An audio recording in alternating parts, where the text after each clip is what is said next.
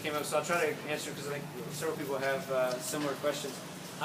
One question I'll answer with a question for you. Why do you think if you look, there's two fences.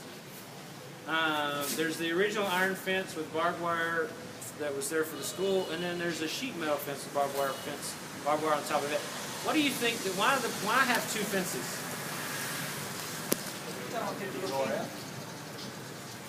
Well, people would want to get in? That's the looking in. What? Is it the looking in, or is it looking out? All right. So the first fence, of course, obviously is to keep people from getting out. And that would have sufficed to keep people from getting out. The second fence was sheet metal fence to keep people from looking in. Now remember, they evacuated the entire city, so who was it really that he was trying to see keep from looking in and seeing in? His own soldiers. So some people would say, how did he get away with it? Why didn't some of the guys under him argue and debate with him after things got started? That sheet metal fence is actually to keep people from seeing in, keep his own soldiers and his own people from seeing what was happening on the inside. So if you were to come by here, if you were a Khmer Rouge soldier and you came by here, you wouldn't be able to see what was inside, and what you would hear is very loud, very cheerful propaganda music created by the Khmer Rouge, playing really loud. Now, why would you play loud music, propaganda music, on the inside of a prison? After looking and seeing what you saw in the rooms, you'll understand that they didn't want people to hear what was happening inside. It would have not been nice sounds coming from the inside, so they played music to drown out what was actually happening on the inside as well. So his own people his own leadership often didn't know what was happening. During that period of time, there were, like I said, from 75 to 79, there were 20,000 people that came through here. There were only about 120 people that were released or escaped. Okay. What's interesting about that? There were 7 that escaped towards the end of the war. There were about 120 or so that were released. Of those 129 people, after the war was over with, there were only 7 that were found, and they scoured the country looking for people that were in this prison. Which means the other 122 or so that were released from here later died. So they were later rearrested. They may have not been found guilty or something, or not that someone convinced someone in here to release them. But those people later died. There were only 7 people that survived that 1975 to 79 period. So of 20,000 people, there were only 7 known survivors who were imprisoned here during that period of time. So kind of tell you the scale of what happened. In Cambodia during the period of 75 to 79, there were their estimates are that there are around 3 million people that died. They were either executed or died of sickness or starvation during that period of time. That meant 1 in 4 Cambodians. So every Cambodian that you come in contact with, that we talk to during the next 10 days, would have a story to tell you about family members, about aunts and uncles, grandma and grandpa, cousins. I'm going to let Sophoin tell you a little bit about how Tuol Sleng itself affected his family. So just the prison that we're in. So I'll let him share a little bit about how this prison affected his family during that period of time. So during that time, like Wayne was said, everyone family were affected by the Khmer rule of Pol Pot.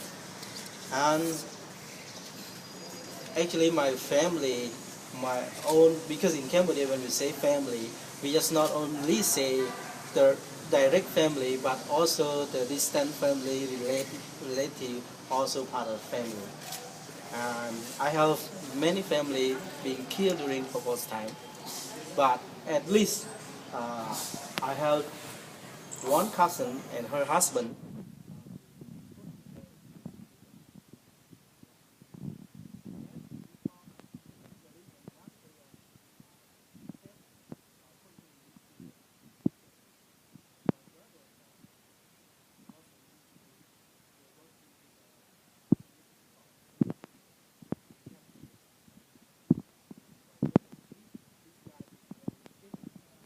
So that's why in Pol Pot's time, in you are a person who are well educated, you are a rich person, be accused of something.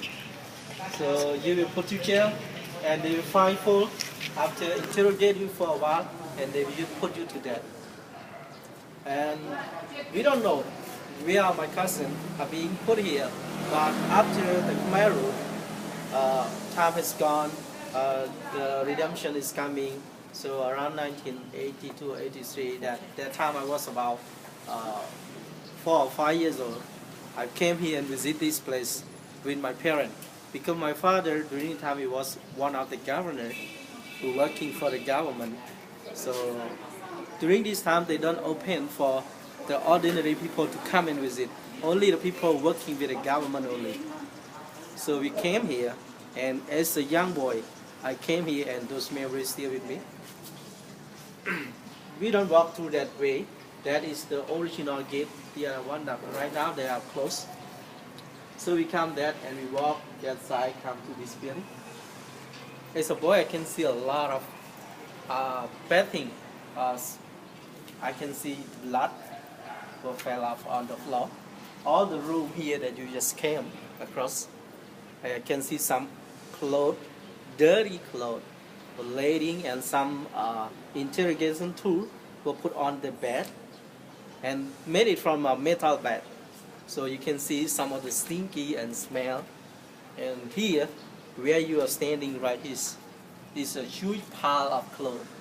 Where the prisoner was, they just kept it and pile it out here. And then it's really hard thing, you see. So we came across to this building that my mother gets saw. She was crying. And I don't know, because I don't know my cousin. But she was told me that this is your brother-in-law and this is your cousin. So that is a situation that happened to my family. And we don't know. And right now, after that, for about 10 years later, after Popo's time, we found a boy that is belonged to a couple. But now that boy, we don't know because he is not related to family for a long time. He just missed out from family. So this is part of our story in Cambodia. And if you ask my mom to come here, she doesn't come because it's kind of a hurtful thing to her in her life than other things. Because most of the children in the family, she's the one who take care of them and raise them up. So this is part of her life. So it's really affected because she's a very emotional person.